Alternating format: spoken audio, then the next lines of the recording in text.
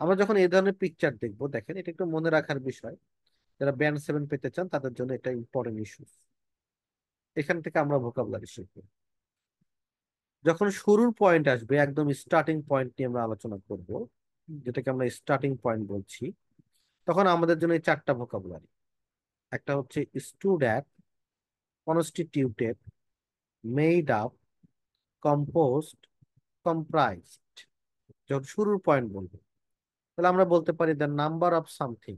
দেখেন, the number of something stood at, তারপরে আমরা একটা অ্যামাউন্ট লিখি, স্টুড অ্যাট এত, এত সাথে। The quantity of something stayed at এত। এগুলো হচ্ছে constituted, made up, compost, comprised, stood at, এগুলো শুরুর পয়েন্ট বলার জন্য আমরা এই ভোকাবুলারি গুলো ইউজ করি। দেন দেখেন, আমরা এই জায়গায় ইউজ করতেছি কি, এক্সপ্যান্ডেড, বাড়তেছে কিন্তু, grew, climb, rose, stepped up, picked up, recovered, এগুলো সব বাড়ার জন্য। Recovered moderately, the number of something expanded moderately.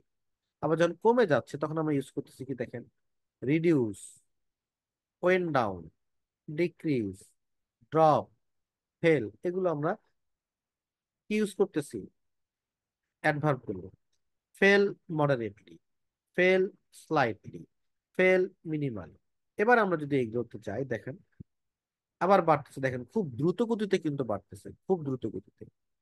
হ্যাঁ, shoot up, soared, jump, rocketed, escalated, double, trebled, quadruple. Quadruple মানে চার গুণ হওয়া, খুব দ্রুত গতিতে বাড়ছে আর কি। ওকে, তো এগুলোর সাথে যেমন শুট আপের সাথে আমরা কিন্তু কোনো অ্যাডভার্ব যোগ করবো না, রকেটের সাথে আমরা অ্যাডভার্ব যোগ করব না, এসকেলেটের সাথে আমরা অ্যাডভার্ব যোগ করব না, এগুলো মানেই হচ্ছে দ্রুত বাড়া। তাহলে আপনি অ্যাডভার্ব যোগ করলে এটা আপনার হচ্ছে রিডান্ডেন্সি হবে। বাট আপনি যেটা করতে পারেন সেটা হচ্ছে কি, আম, আপনি এগুলোর সাথে যদি ইউজ করেন, ধরেন হচ্ছে grew, grew rapidly, okay fine, grew rapidly, ঠিক আছে।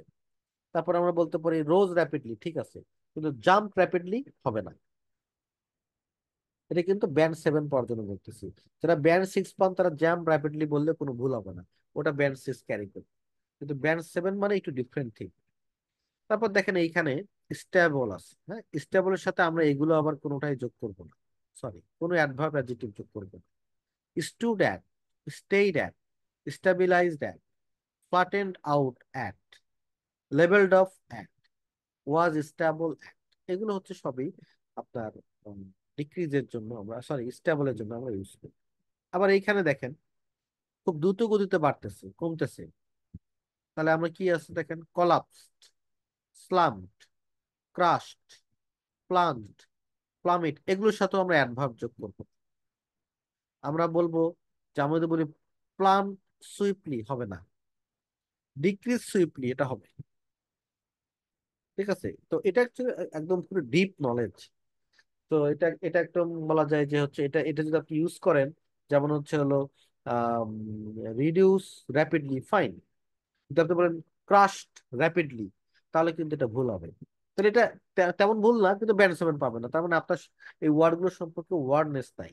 বাট আপনি যদি ইউজ না করেন, শুধু ক্রাশড লেখেন, তার মানে আপনার এখানে ওয়ার্ডনেস আছে। তো ভোকাবুলারি এমনি শিখলেও হয়, কিন্তু ভোকাবুলারি আবার একটু জটিল ভাবেও শেখা হবে, সেটা হচ্ছে এটা ব্যান্ড 7 পাওয়ার জন্য।